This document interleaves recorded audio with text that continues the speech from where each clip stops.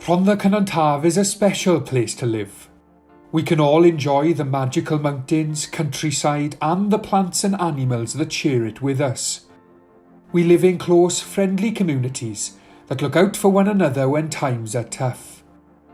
We are proud to call Rhondda Cynon Taf our home, but our home is at risk.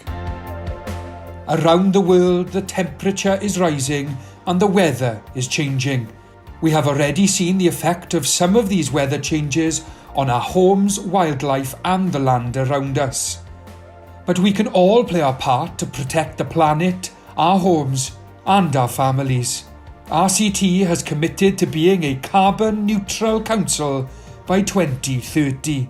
This includes putting less carbon into the air than we produce, so that we play our part in tackling climate change. It also means helping people of all ages across Rhondda Cynon Taf to play their part.